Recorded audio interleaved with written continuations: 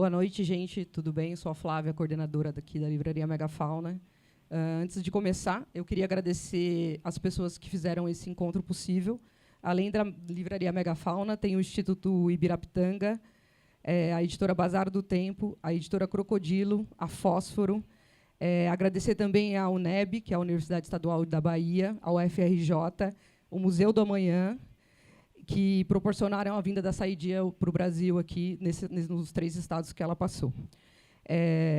Hoje a conversa vai ser entre a Saidiya e a Diane. A Saidiya Hartman é escritora e professora de literatura comparada da Universidade de Colômbia. É autora de diversos livros, como Perder a Mãe, 2021, Vidas, Rebeldes e Belos Experimentos, 2022, A Sedução e as Artimanhas do Poder, O Ventre do Mundo, uma nota sobre o trabalho das mulheres. Recebeu distinções acadêmicas como o MacArthur Genius Fellow e o Guggenheim Fellow e a Bolsa da Fulbright.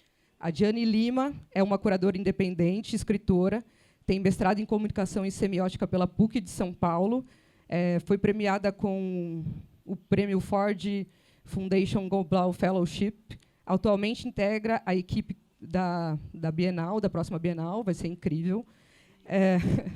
É isso, eu agradeço a todos a presença, fico muito feliz com a loja cheia e com esse monte de cara preta que eu estou vendo aqui. Obrigada.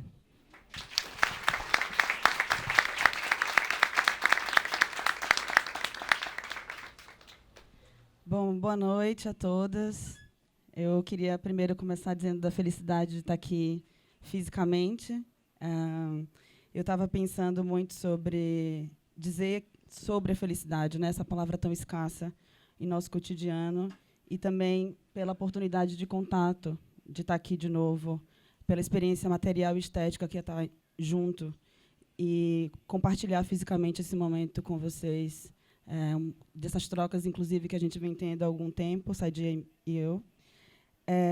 Inclusive, fiquei um pouco de dúvida, porque talvez acho que essa é a primeira conversa presencial que eu fiz, quer dizer, que eu fiz no Brasil desde a pandemia, então eu também fiquei, nossa, quanto tempo que a gente não se encontra. Nesse sentido, eu quero agradecer a Fósforo, a Fernanda, a Rita que não está aqui, mas também a toda a equipe da Megafauna pelo convite e por essa realização. Acho que é muito importante a gente estar aqui conversando sobre as coisas que a gente vai conversar hoje, também celebrando essa querida colega e professora.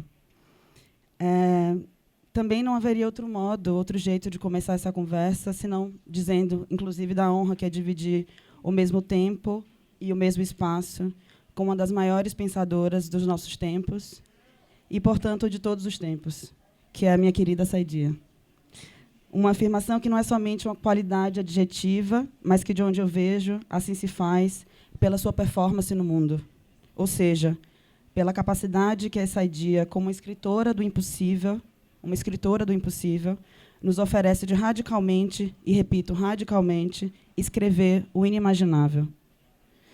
Para ser mais precisa, de especular com e contra os limites do arquivo da escravidão, de desafiar as repetitivas lacunas da história da violência moderna, e, mais do que isso, em termos dos usos da linguagem, de nos proporcionar os fundamentos epistêmicos, as ferramentas analíticas, e nos sugerir caminhos metodológicos capazes de desafiar aquilo que se compreende ou mesmo que se espera como espaço representacional negro.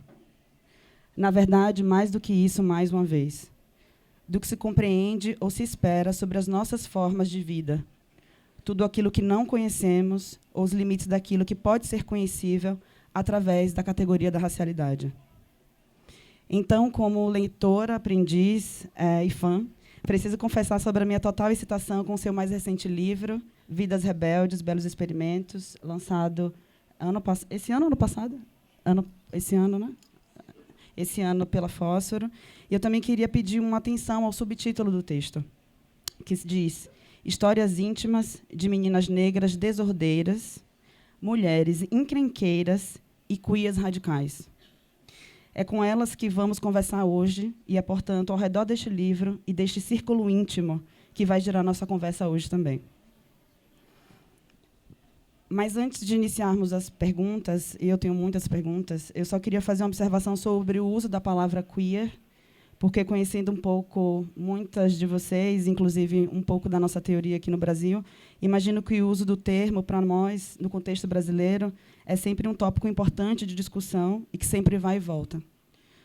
No entanto, eu vou pular essa questão sobre o queer, porque, obviamente, além de o livro não ser um tratado sobre o termo, ele apresenta a experiência dessas mulheres dissidentes no contexto norte-americano, especificamente Filadélfia e Nova York, cidade de Nova York, onde o termo queer melhor se assenta, o que justifica ainda, possivelmente, a opção da tradução de mantê-lo no subtítulo. Eu não sei se Floresta, a pessoa que traduziu, está por aqui, mas imagino que essa tenha sido uma opção da tradução. Então, é no sentido de expandir a leitura do livro para o nosso contexto, para o contexto brasileiro, por onde vai orbitar as minhas perguntas, que, claro, são muitas, mas que eu vou tentar me comportar para não extrapolar muito tempo, então eu peço também a colaboração de vocês para me controlar aqui com essa mediação. Então, eu gostaria de começar do lugar que, para mim, talvez seja uma das maiores contribuições do livro da Saidiya, que é a possibilidade de habitar as dimensões íntimas das vidas dessas mulheres rebeldes, desordeiras e queers radicais, na perspectiva da vida cotidiana das mulheres negras. A possibilidade de habitar as dimensões íntimas, esse é o ponto. Pois é, sem dúvida, essa possibilidade que torna capaz de ampliar os debates sobre as dissidências sexuais e de gênero, bem como de desafiar as leis que regem os debates sobre o amor e a propriedade privada, e tudo o que constitui a vida no cinturão negro dos guetos no século XX e se atualiza no contemporâneo. Além disso, também, como os casamentos transitórios, os parceiros e parceiras em série, os tipos de arranjos fora do casamento, as rupturas do regimento da casa enquanto instituição familiar e a maternidade solteira, só para listar alguns elementos importantes que estão no livro. O que implica ainda algo que aparece de modo subjuntivo no livro, subjuntivo no modo de escrever o livro, para trazer aqui também uma nota sobre o método do próprio Critical Fabulation, que está presente no Vênus em 2 atos, que é o modo como o rompimento da normatividade feminina, das estruturas morais, conservadoras, familiares, patriarcais e cis-heteronormativas, produzem formas de vida insurgentes em sua ética, como também esteticamente subversivas no campo da linguagem e da expressão. Ambos presentes na performance da subjetividade e dos afetos, e na relação intrínseca e generativa dos episódios de amor e violência que habitam os cotidianos das mulheres que amam as mulheres e que habitam um mundo que não nos ama. Portanto, quando eu volto e penso na minha sensação de ler o livro pela primeira vez, eu penso que ele é exatamente aquilo que faltava.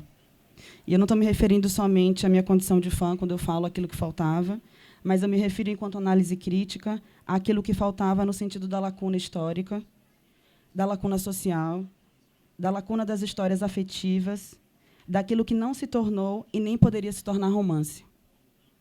E tudo isso justamente pelo modo como essas histórias se tornaram privadas no sentido da proibição e da criminalização do amor, do que se tornou vulgar, repugnante, imoral, promíscuo e indecente. Também do que faltava no sentido daquilo que, como a própria Saidiya cita, passa pelo esforço de tentar recuperar o terreno insurgente dessas vidas e de desassociar a rebeldia, a recusa, a ajuda mútua e o amor livre de sua identificação com o desvio, a criminalidade e a patologia. Então, como introdução para a minha primeira pergunta, e até também para quem não leu o livro, e eu diria que leia, porque eu acho que o meu sonho sempre foi fazer propaganda de livro, então é a minha chance, eu gostaria de perguntar algo muito simples, que é como você chegou até lá, como você chegou até a ideia de narrar essas histórias íntimas das paixões queers, dissidentes e fora da lei. E como foi, como escritor e, portanto, como artista, habitar o interior do círculo, o inside the circle. Como foi habitar o que foi esquecido e que é quase inimaginável, a partir de um lugar fundamental, que é o não lugar da utopia. Your question is a great one, and that is, how does one narrate impossible stories, and what, was the place from which I was trying to narrate. at the beginning of the 20th century, there was a new mode of knowledge production, and that, was sociology. And basically, sociology was the authoritative discourse that was defining Black life, and primarily it defined it as a problem. So we begin with two kinds of enclosure: the racialized enclosure of the ghetto and the kind of cognitive epistemic enclosure that can only understand these lives as a problem. And I knew otherwise.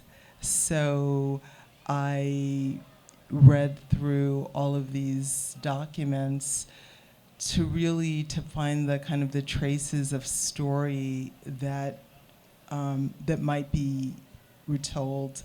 I like your emphasis on what does it mean to do the impossible and to tell the impossible. And I think that this is something that Black radical writers are always confronting. And for me, I knew that I wanted to tell that story from inside the circle with the young women, troublesome women, and queer folk that I was writing about. And so I tried to inhabit their utterance and build story through their utterance and actually strip away all of the language of classification, all the normalizing terms which devalue Black life. And I knew from the beginning that there was an incredible beauty there. And when I would first present work from the book, sometimes the audience would say, "Oh, I understand the problem of the slum, but I just don't see the beauty." And I thought, okay, even the most stubborn reader is going to, be forced to contend with the beauty that also exists in a space that is in so many ways, incredibly brutal, the racialized enclosure of the ghetto. So the violence of racial capitalism, of sexism, of anti-Blackness is structuring these lives, yet these lives aren't exhausted by those forces, and there's, a process of making and doing and creating that is antagonistic to the enclosure and that sometimes exceeds and escapes it. So that's what I was attempting to do. É interessante notar essa relação com a sociologia e... desculpa. Eu comentava que é interessante notar o ponto de partida a partir da sociologia, porque uma das coisas que me causou muita surpresa no livro foi encontrar a figura do W.E. Du Bois, que foi e é um dos maiores sociólogos negros de todos os tempos, e inclusive que imagino que muitos de vocês conheçam. The Souls of Black Folks, ou Almas da Gente Negra, é um clássico do pensamento negro. E a figura do Du Bois aparece como um ponto de tensão na construção dos capítulos, do capítulo Atlas da Rebeldia. Então, eu fiquei muito curiosa como essa figura que está dentro e está fora estabelece uma contradição do ponto de vista moral, se a gente confronta o modo como as Vidas rebeldes recusam a própria ideia de governança e a própria perspectiva do Du Bois, pelo menos até aquele momento, sobre a vida do gueto, né, que é o que ele está ali naquele momento tentando estudar e se aproximar com alguma tentativa de intimidade.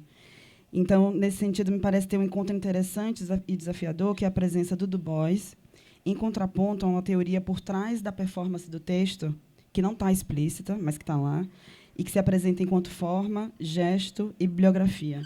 E eu me refiro ao conceito de generificação e degenerificação da autora Hortense Spillers, quando ela sugere que reescrevamos a nossa monstruosidade. Então, essa proposição, que se encontra, inclusive, num texto clássico de 87, chamado Mama's Baby, Papa's Maybe, a American Grammar Book, que foi traduzido recentemente no Brasil pela Crocodilo, imagino que esteja aqui também, na antologia Pensamento Radical Negro, me pareceu ser interessante conectar essas duas camadas, né? Então, se essa leitura fizer sentido, eu queria que você comentasse um pouco o encontro dessa tensão presente com Du Bois, essa camada inferior com a Hortense Spillers, que me parece dar fundamento e consistência à própria performance do texto, e, sobretudo, como essas duas relações se confrontam aí com o que acontecia na sociedade americana naquele momento.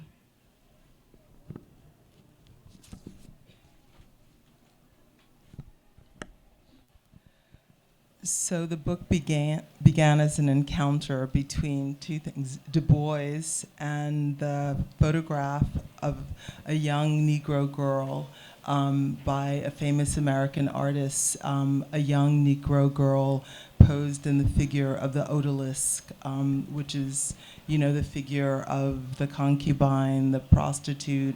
It is a figure overcoated by Orientalist discourse.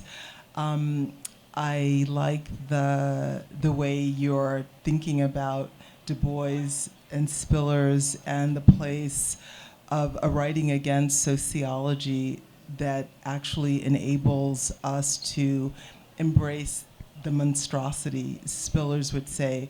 I mean, Mama's Baby is also kind of written against a certain sociology of Black life, the Moynihan Report, which is examining gender differentiation or ungendering that radically diverges from the bourgeois, heteropatriarchal nuclear family. And again, Moynihan can only name that as a problem and a danger, and he's writing to figure out, what can we do to make Black life, heteropatriarchal? That's the project, that's the goal. And Du Bois, basically Du Bois he was an inventor of sociology in the US. He went to Germany, he, studied with the top social theorists there. He came back to the States. Had he not been Black, he would have been designated as the founder of sociology in the US. So it's an emergent discipline. And Du Bois, too, is concerned about the variance, or he might say the deviation of Black life from Victorian normative family life, the problem or the absence of the Black patriarch. And, Du Bois makes this, brilliant assessment. It's just that I would say that I come to other conclusions. So what he's looking at these forms of Black sociality and kinship, and he's saying, wait, where is this going to go, right? Because there's this, there's a variance from normative heteropatriarchal life, and he says, in the immediate aftermath of the abolition of slavery, he says, Black people are in a unique position. The Black church is actually older than the Black family, right? And so there's this question of what is the form that Black social life will take. And the form it takes is a kind of openness, right? A kind of, extended intimacies, serial marriages, a woman and her sister heading a family. And rather than, thinking about that as an improvisation of social existence in the context of great deprivation, Du Bois is like, he's very concerned because he realizes that this is going to widen the gulf between white norms and Black life. And at this point in time, many thinkers, not only Du Bois, are imagining that the only way Black people are going to achieve freedom and equality is through, reproducing and mimicking white norms. And he says if something doesn't stop, this variance is going to become even greater. And he's right, the variance does become even greater over the course of decades. As, as a Black feminist, as someone who's read, Marx and Engels and Silvia Federici, we know that there's nothing normal or natural about the heteropatriarchal family, that we can think of it as another kind of enclosure and property arrangement. So I thought, what happens if we describe, you know, Black social existence without assuming those norms and just, you know, attend to what is actually unfolding there? And I think we get a really different picture. And this goes to Spillers, who's also, you know, addressing the same issue, the variance between Black gender norms, right? So they're not just, it's not only pushing against a dimorphic notion of gender, but thinking about the variances in Black gender formations as the result of slavery and dispossession. And she says that, you know, addressing the same thing Du Bois was addressing, a kind of crisis or absence of Black patriarchy. She says that the Black man has this unique opportunity and possibility because of the way he is marked by the mother, right? And rather than wanting to achieve a normative gender identity, suppose we embrace this opportunity for the emergence of a different kind of social subject. So in a way, when I was looking at the early, you know, 20th century, I was thinking, oh yes, this is exactly what we're seeing. We're seeing the emergence of, you know, these radical practices of social life. We're seeing these, you know, these different kinds of social subjects. And if we break the frame of, you know, problem and criminality, what we encounter is radical potentiality, right? What we encounter is this steadfast attempt to counter the forces of anti-Blackness through a range of everyday and intimate gestures, to love what is not loved. And, you know, in a world in which anti-Blackness is a kind of norm, to love, you know, becomes this radical counter force against that, you know, overdetermined precarity, premature death, devaluation, you know, and the production of disposable life. Eu acho que a partir dessa resposta teria 1 milhão de outras perguntas para entrar. Estou ficando desesperada. Mas só uma pergunta um pouco mais pessoal, porque quando eu vi o Du Bois dentro do capítulo, eu também fiquei com a sensação de que... E estou fugindo um pouquinho do roteiro, só porque eu queria muito fazer essa pergunta. Eu fiquei com a sensação também de que tinha uma tentativa subjuntiva, talvez, uma pergunta, né, de destruir com a figura do herói. Será que a gente podia falar nesses termos?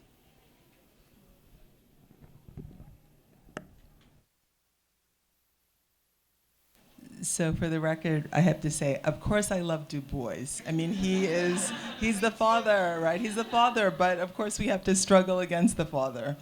And you know, Du Bois is a very complex figure, and we tend to think of, you know, the Harvard-educated Victorian who's standing at a distance from the world he's describing, and he actually has a very complex and entangled relationship to that world, right? And I think that I wanted to depict him as a kind of wayward figure too. So it's not that he stands outside that world, but, you know, for elites, they often disavow their own waywardness. And I think, you know, one thing that was really interesting in terms of thinking about the problem of Black life, about the problems of like unmarried and unwed mothers, even though we think of Du Bois as, you know, distinctly and characteristically bourgeois, I mean, he was raised by a single mother who worked as a domestic. So it's like he's describing this world, and he also feels the force of it intimately. He is, you know, and, you know, when you read his successive essays on the Philadelphia Negro, when you read his autobiography, I mean, he was like a stumbling 28-year-old sociologist, you know, in the Seventh Ward, trying to describe and make sense of what he saw. And he says, you know, he says to his credit, you know, that he learned much more from the people in the ghetto. He learned much more from them than he taught them, right? And I think that it's that complexity, it's that humility, it's that ability to grow and evolve that I really love about Du Bois. And just like the, you know, young, wayward girls and queer folks that I write about, you know, Du Bois is messy too. And I think I like messy characters. I like people who are kind of inhabiting the structures of their contradictions, because I think we learn a lot from that. And and even as Du Bois wants the Black world to achieve certain norms, he too is solicited by the incredible beauty and possibility of the ward. He laments, you know, the fact that there's not a vehicle for all of that brilliance and all of that creativity. So I just wanted to see that world less through the published book than the Philadelphia Negro in combination with his reflective essays and his autobiography. We get a sense of the swirl and dynamism of life, and and less of Du Bois as the critical master than, you know, Du Bois immersed in this kind of rich sensorium that his description is incapable of mastering and controlling. E eu acho que justamente por isso que eu queria também retomar nesse sentido da descrição do mundo, né? Do mundo que ele estava vendo e dessa vida no gueto. Eu queria retomar o conceito, que na verdade eu nem sei se posso chamar de conceito, mas talvez seja melhor falar de uma proposição sobre a ideia de uma beleza terrível. Uma beleza terrível que tem uma contradição no próprio termo, né? Uma beleza terrível, imaginar uma beleza terrível. Então, quando eu aproximo a beleza terrível ao campo da arte contemporânea, ela se coloca como uma proposição importante para pensarmos a relação entre a produção de valor, a violência das imagens, inclusive a sua circulação, e a ultravisibilidade. Também pensando um pouco com outras autoras como a Tina Campt, a Denise Ferreira da Silva, também a brasileira J. Mombassa. Então, será que você podia comentar um pouco sobre essa contradição explícita no termo e na proposição beleza terrível? Fiquei muito pensando sobre a beleza terrível, né? O que pode ser uma beleza terrível? E como a gente tem visitado e, de modo tão expandido, pensado sobre essa circulação das imagens de um modo que a gente, às vezes, não sabe se ama ou se odeia. Então, também, como que essa beleza terrível ela se expande com o livro, mas também com a Vênus, com a história da Vênus, né? E com Critical Fabulation em si. A Vênus em dois atos, eu me refiro ao título do texto.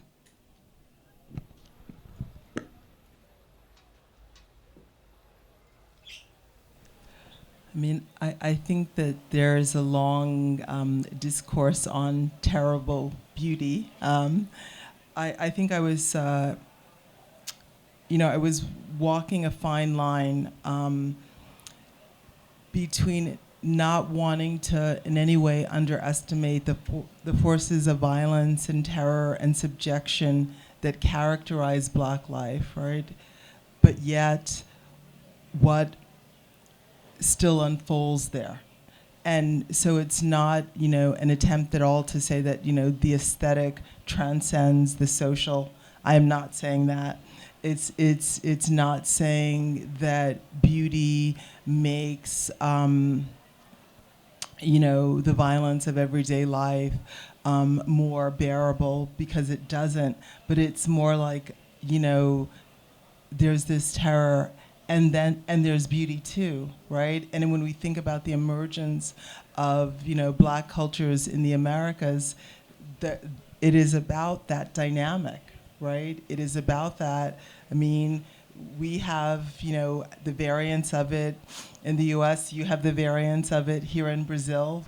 What we have made in this context of, of terror, of brutality, of social death, all those things. I think that, more immediately, I was thinking of two things. One, the poet Amiri Baraka has this lovely photo text.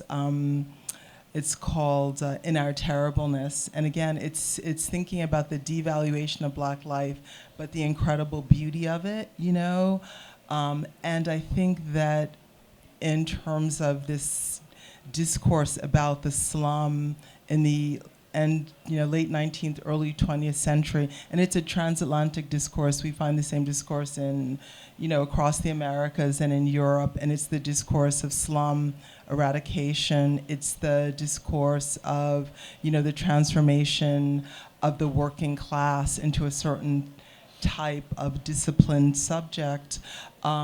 People are constantly describing the degradation of the slum.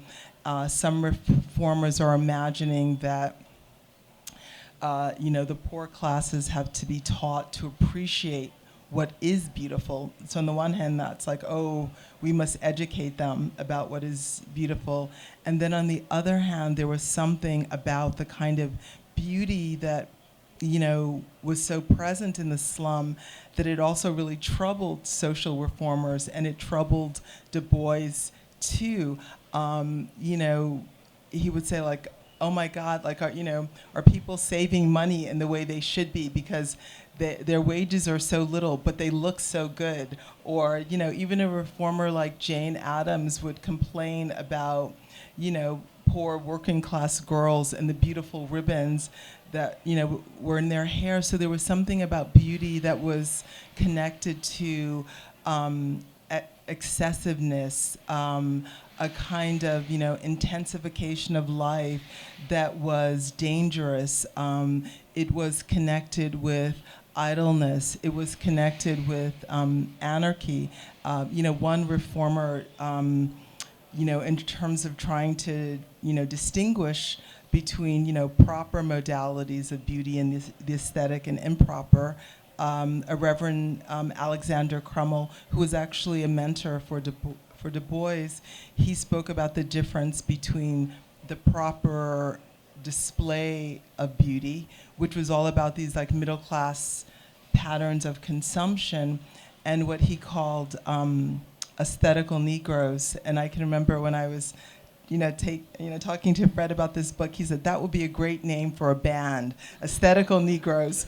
And but so it was something about, again, it's like it's too much, and it's too much that's all about excess and being out of one's place and waywardness, so that beauty was this articulation of waywardness that just seemed, critically important to me. So it's about, again, deprivation, subjection on the one hand, but excess, a refusal to abide the imposed script, a refusal to stay in one's place, taking up public space, and I think that that's also very much related to recovering a kind of queer trans history in the book. Like, I think often we think of our own moment like, oh, we're doing things that no one has ever done before. And,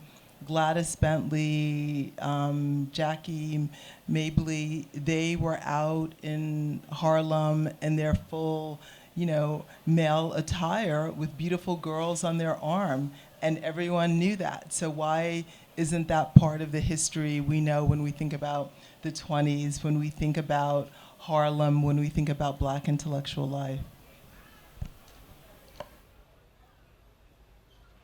E é tão interessante também pensar sobre essa relação com a vida pública e como o habitat do interior do círculo se expõe enquanto excesso na vida pública. Eu achei isso muito interessante porque essa é uma dimensão, a dimensão urbana dessa vida, né? A dimensão urbana desse excesso, a dimensão urbana desse problema do negro. Será que você podia comentar um pouco sobre essa relação com o espaço urbano e com essa vida pública, a exposição, porque o livro ele fala em muitos momentos, né, sobre essa vida no gueto que excede o próprio espaço familiar, privado, a casa que não comporta todo mundo. Então, se você pudesse também comentar um pouco sobre isso.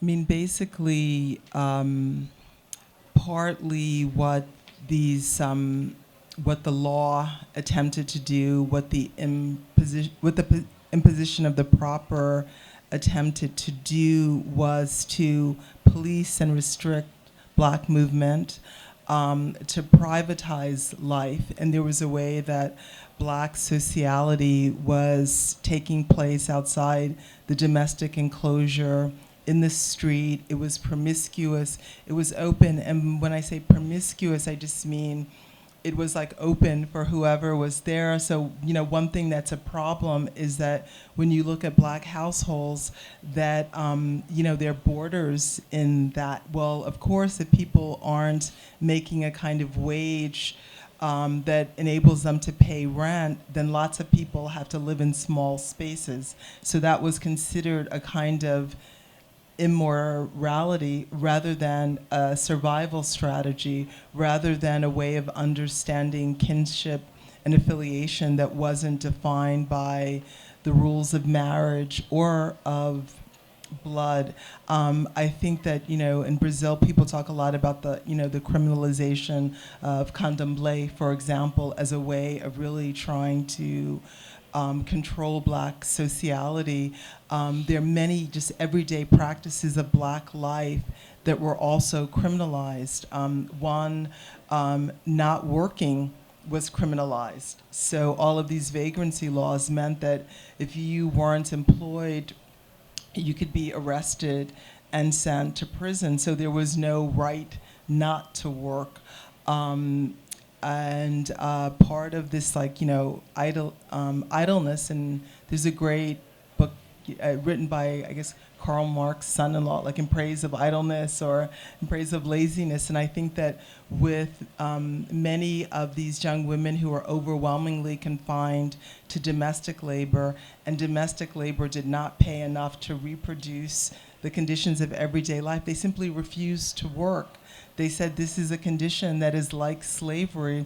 So partly there was a policing of the streets, there was a policing of sociality, and in the beginning of the 20th century, the slum was also an interracial space. So Black people existed in the slum alongside Russian Jews, Italians, and others. But there was an attempt, even in the North, in the absence of laws to uphold racial segregation. Racial segregation was a social goal.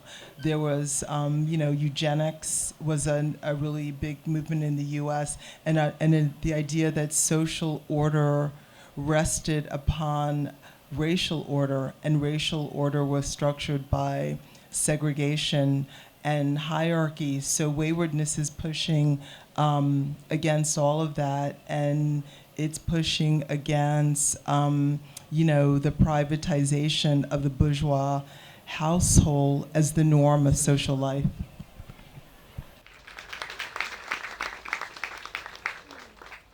Só gastou energia toda no jogo do Brasil, eu acho. Bem, tô vendo.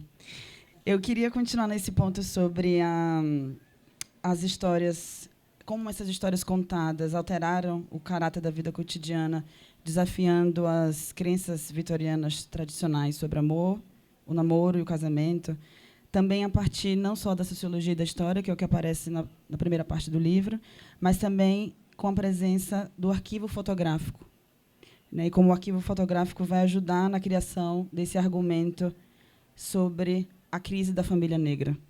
E esse arquivo fotográfico ele se apresenta como evidência do que era esperado, como representação dessa moral. É o que o livro, de alguma maneira, discorre, né?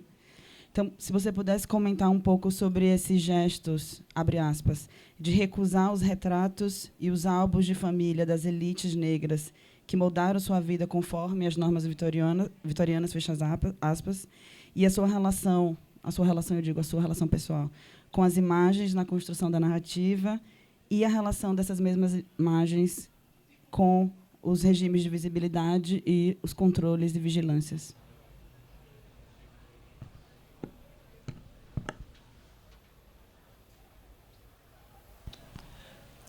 Essentially, there is a developmental discourse of Black life, and in early studies, much of the work is inculcating the norms and ideals of bourgeois life. So, in books like the Georgia Negro, in the photo albums of the upper class, that represents what Black people should be striving toward. But in fact, how can, even if one accepted those ideals, it totally negates the reality of racial segregation and capitalism, which makes that impossible, right? So you have a version of Victorian life in Black that's held up as an ideal, and mostly that's rejected either explicitly or implicitly. So there's a kind of culture war that's taking place between elite Black leaders about how to direct and control the majority of Black people. But even at the time, there's a visual regime of respectability, as there's also like a musical culture that totally defies that, right? So there's the cultivation of a prim normative subject, as Ma Rainey is singing about how she wants someone to take care of her jelly roll and the women she loves, right? So there's a way that there was always a rich cultural feel, and there was also a very rich, complicated political terrain. When we tend to think about Black politics in the dominant discourse, we always focus on elite Black leaders, mostly people who are really concerned with issues of state power, but there's also like a Black radical tradition too. There were Black socialists and communists, Black anarchists, right? And so what I also do in writing about these, young people is to say, oh, so what happens if we don't look at them through the frame of those bourgeois liberal norms, but to think about Maddie Jackson and Esther Brown and others kind of like performing the anarchy that someone like Emma Goldman is trying to describe, right? This kind of celebration of free motherhood, sexual choice, a refusal of capitalist discipline. What happens if we imagine the texts of Black anarchy from the practice of these young women? And Gianni, did I answer your question? I think so.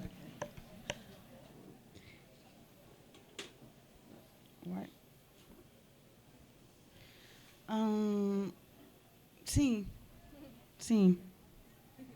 Estou pensando, é muita informação. Especialmente porque eu sinto que tem um gap entre a construção da narrativa, as histórias, e talvez uma compreensão nossa, ou uma ausência de compreensão absoluta sobre o que são as normas vitorianas. Ou, melhor, um senso sobre como a norma e a tradição e o conservadorismo se aplicam em termos de justiça social, ou não, mas em termos de lei.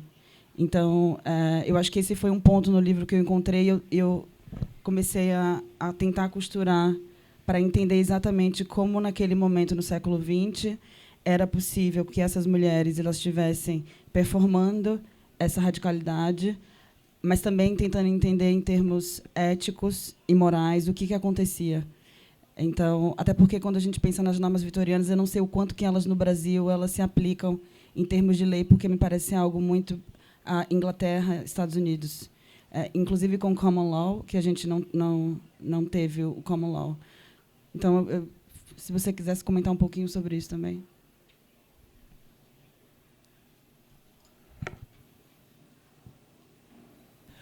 I mean, I think it's good to go back to the spillers because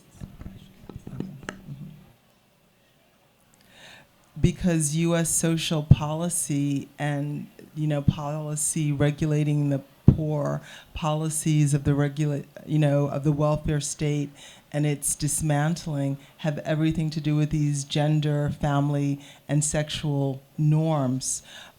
So we're not just talking about, in the early 20th century, people believe that. I mean, today, people are still explaining, the overwhelming poverty of black families in terms of these sexual norms. I think it's nearly 75% of black children in the US are born out of wedlock. Just think about that figure. That's a great departure from, like this normative notion of the family. The interesting thing about social change is now the white family in the US looks like that black family Moynihan was describing then, right? Because it's the class character of marriage as a social institution. So even though, so there are articles that are like, oh, marriage is basically a middle-class institution because it's about the reproduction and transmission of property, and poor people can't actually afford to do what is required to marry and to maintain those relations.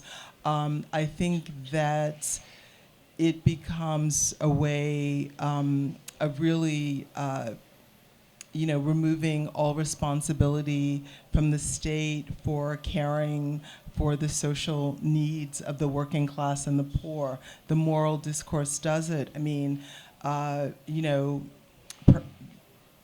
Clinton was able to dismantle the welfare state with his vision of an idle, excessive black woman having too many children living on public dollars. That's a highly charged moral image. My partner is a human rights and civil rights attorney. A prisoner was denied early parole.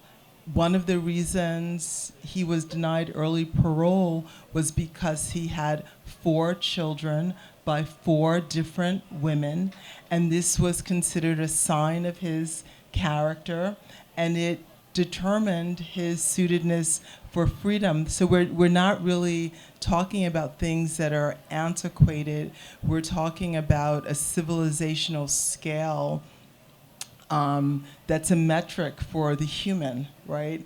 And that comes to legitimate, the hierarchy of the human, that comes to legitimate the distribution of social goods. And it still has a great force in the US. I mean, as you know, the Supreme Court overturned Roe versus Wade and the right to an abortion. We're still struggling with these issues of morality, family norms, God, and it's really shaping, it shapes our politics in these really, really fundamental ways. So that's why it seems pressing, and it may be pressing here in a way that it's not in Brazil. Eu vou voltar então um pouquinho porque eu fiz um trajeto aqui completamente randômico. Eu comecei pelo fim, agora vou voltar para a primeira. E essa primeira se refere às notas sobre o método, que é as primeiras páginas do livro, né? E nas notas sobre o método há algo fundamental, que é quando você se refere sobre como empregou nesse modo de narrativa íntima, abre aspas, um estilo que coloca a voz que narra e a personagem em uma relação inseparável, de forma que a visão, a linguagem e os ritmos da insurgência modelam e arranjam o texto. o que é, ao fim, uma performance. A gente falou um pouquinho sobre isso mais cedo. Então, se você pudesse comentar um pouco sobre essa relação formal da escrita, sobre o método, porque acho que ela me parece ser fundamental para ser fundamental e também uma das mais importantes contribuições do livro em termos de linguagem, e também não só para o campo da literatura, mas das artes visuais, e para um exercício que seria, o que poderia vir a ser um exercício de liberação cognitiva. Então, se você pudesse comentar um pouco sobre essa relação formal da escrita que aparece nas notas sobre o método. E também se você puder relacionar as notas sobre o método que começa o livro com o próprio texto de Vênus, que também não deixa de ser uma nota sobre o método.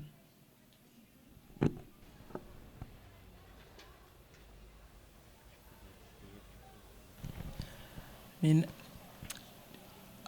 Wayward Lives is very much about close narration, and I am in the circle.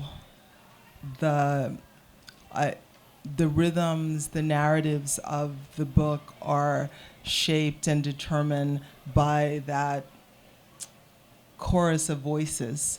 And I was, in all of my work, I've been trying to topple a certain hierarchy of knowledge production. Who is it who knows about power?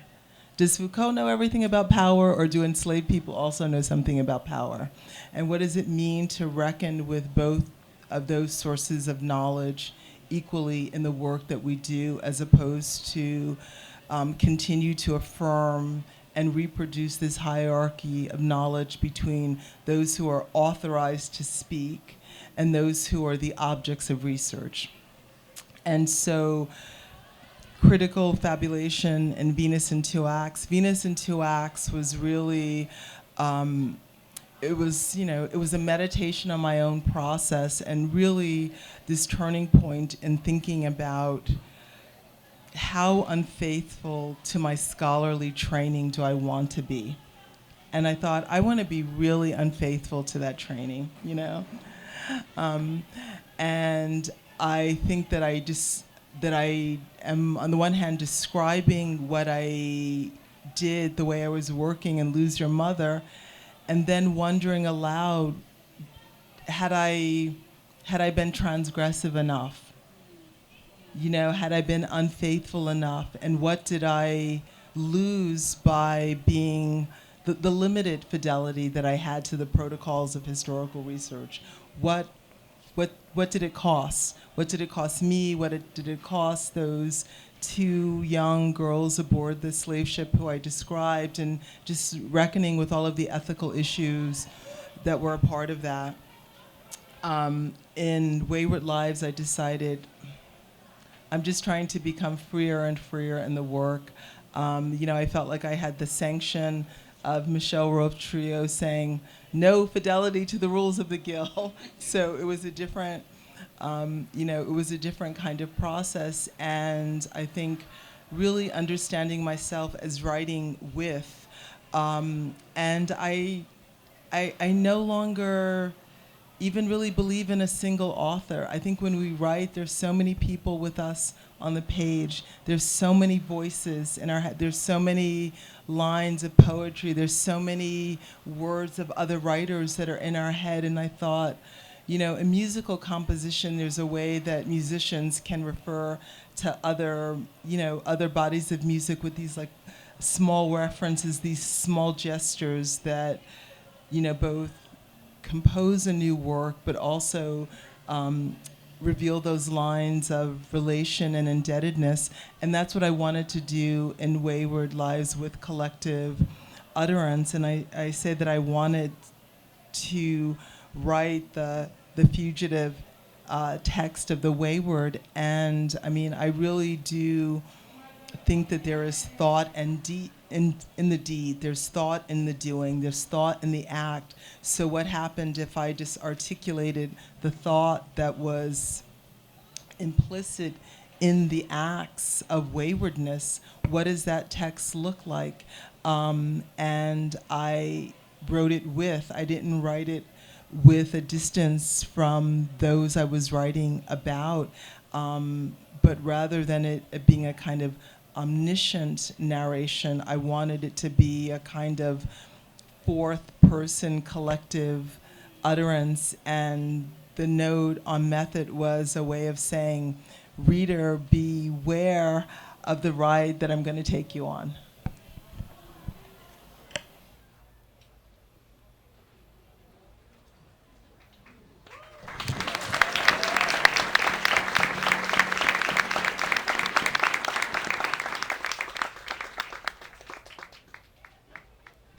Eu vou fazer só mais uma pergunta, e daí a gente pode, de repente, recolher 3 perguntas?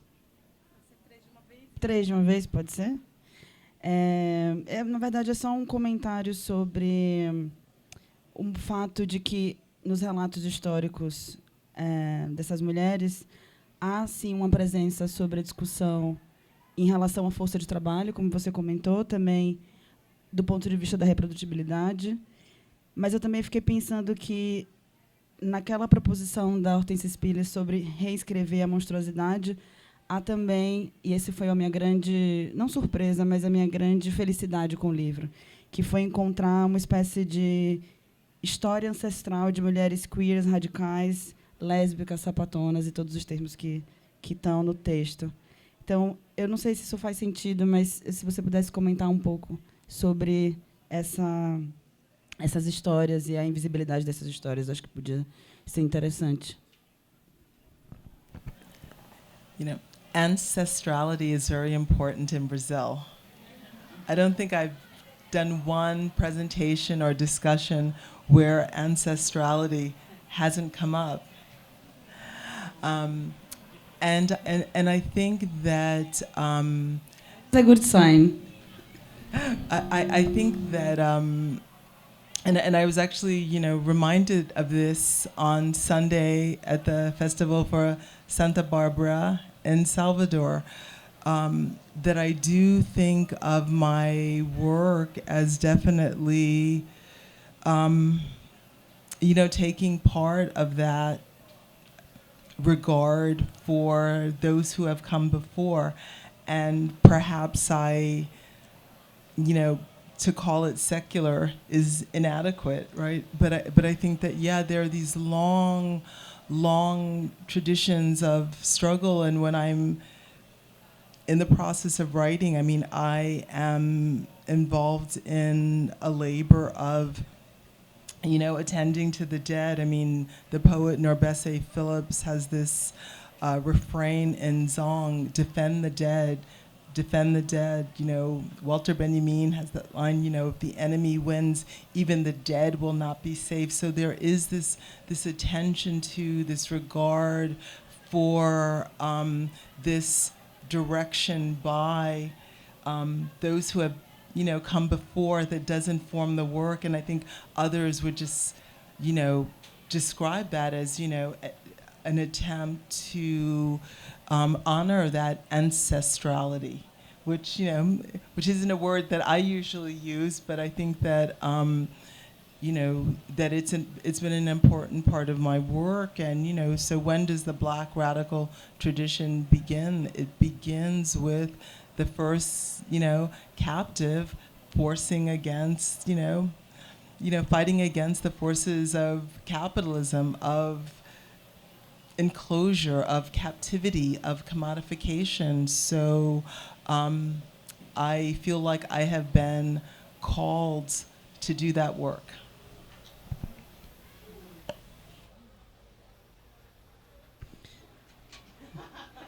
Como que a gente faz? Gente, eu tô emocionada.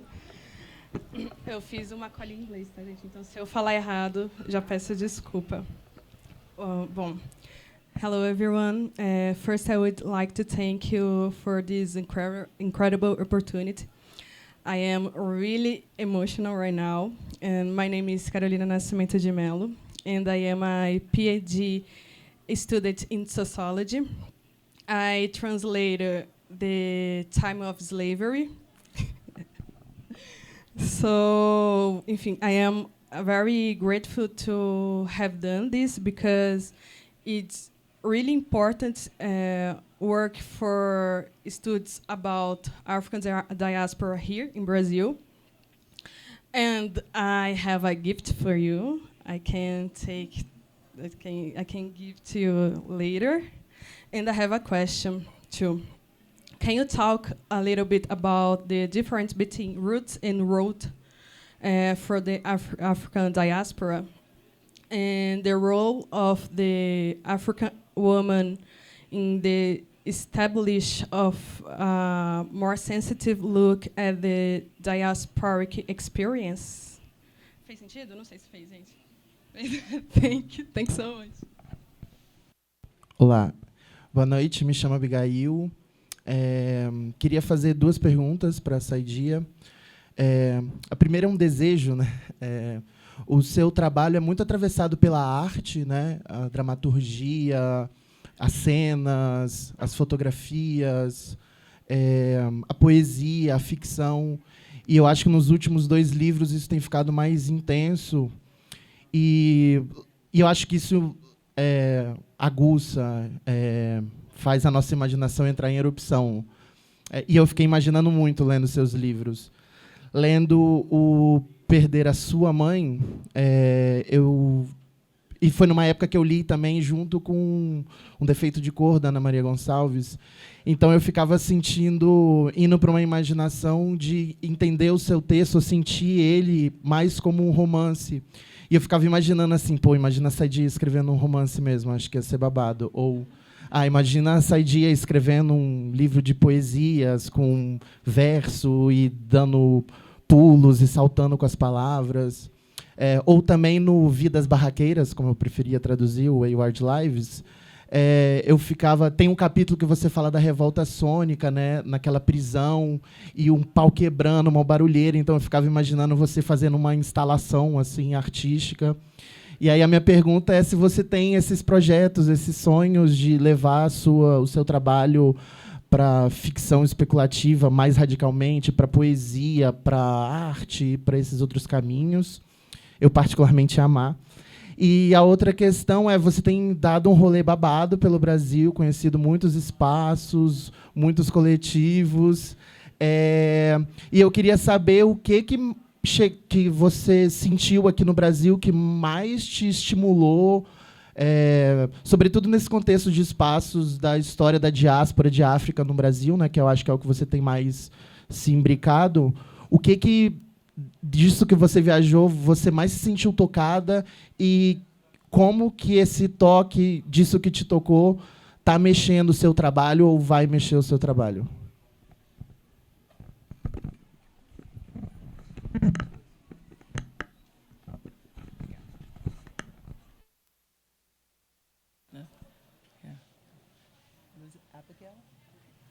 Abigail, thank you for that very wonderful question. I feel like you're reading my mind in a certain way. I think that, like how I even describe what I do, I feel like I'm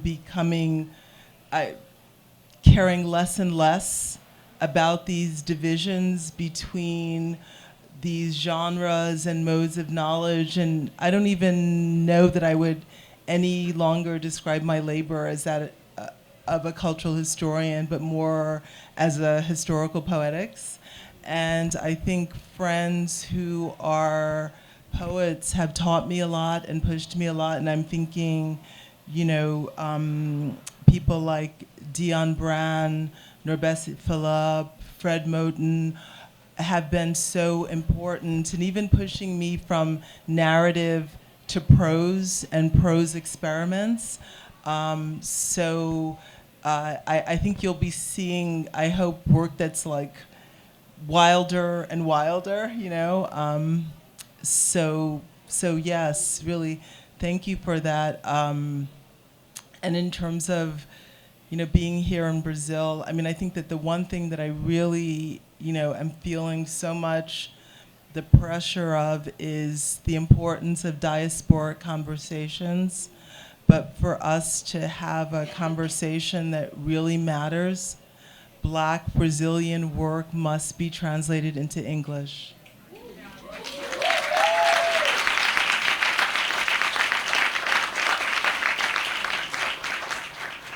So that's like number one on my to-do list. And I think that, you know, I could say, you know, like,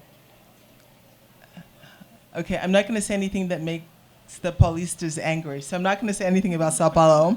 But, you know, Rio, while Rio has an incredible beauty, I have to say the place where I felt most deeply moved was in Salvador. You know, and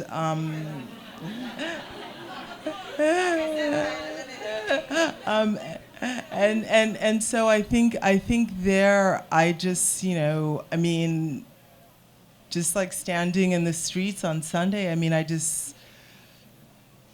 I was just thinking about, you know, here you are so close to Africa, and just really feeling the force of that, and that made me also feel just like, you know, centuries of history wash over me as people are celebrating and attending to that history and, you know, spiritual and religious practice. And so I was, yeah, it was just like the beauty of it, and just the sense of we are still here. We are still here, and just the wonder and the miracle of that. And so I felt transported, and because, you know, I do have my commitments to the secular, so I was at the festival and I was saying, Saidiya, stay here, stay planted.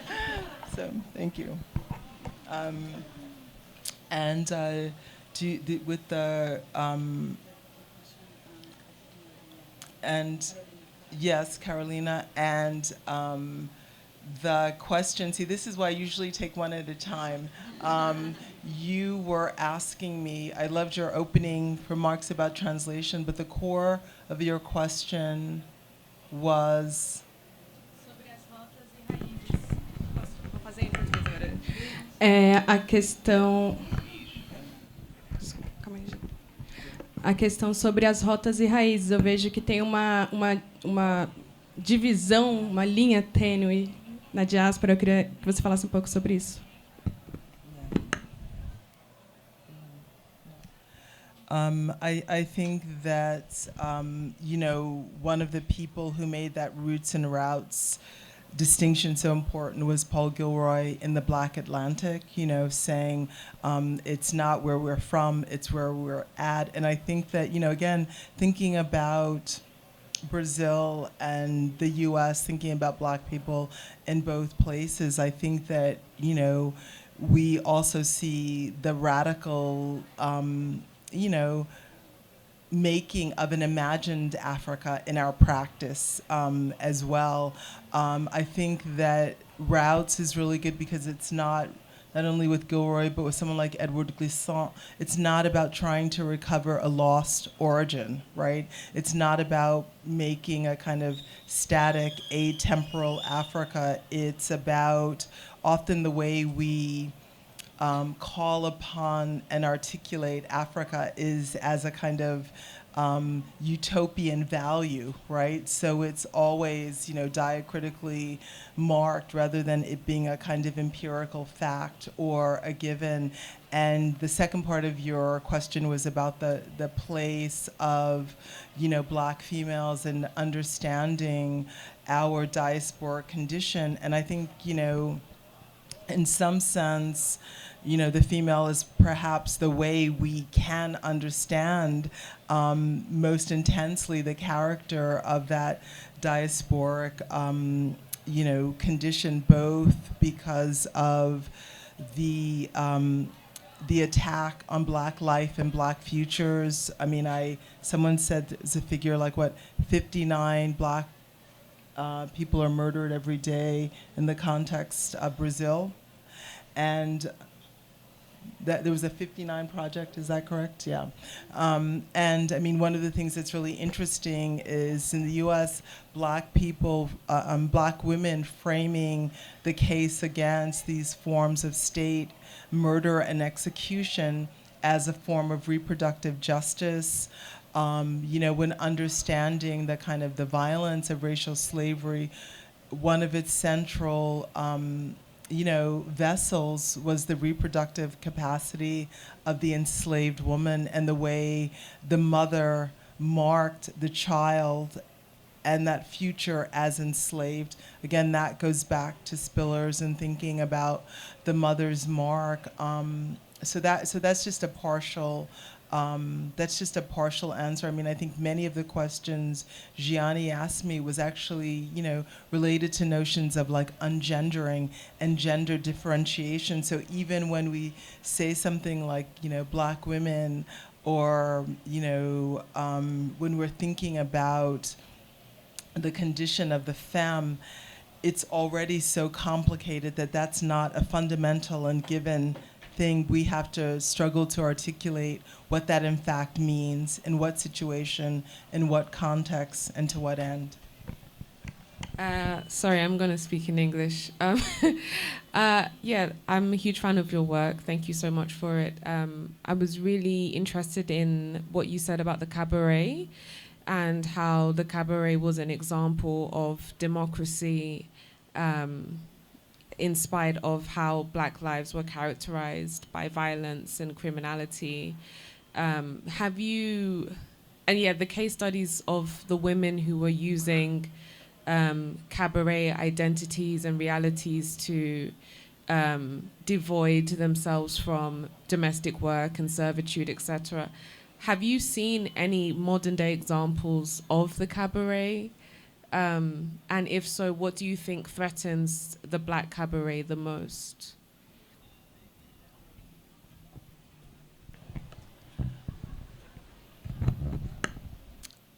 I think the cabaret is just, one way of naming the potentiality of Black sociality, right? It's one way of naming, these kind of radical choreographies of social existence.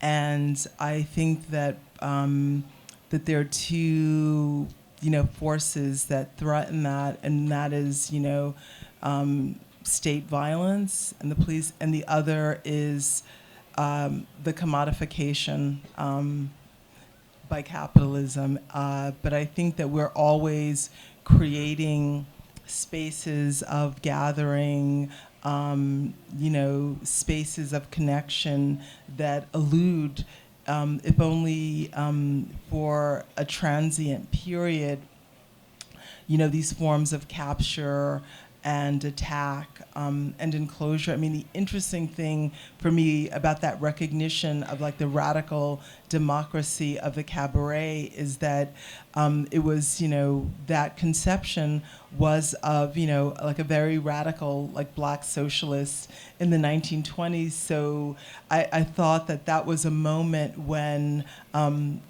Black radical thought of that period was anticipating me by seeing like, oh, even though this is like a devoted Socialist Party member, when, he was describing radical practice of the everyday, the space of that radical practice was the cabaret and not the party meeting. Yeah.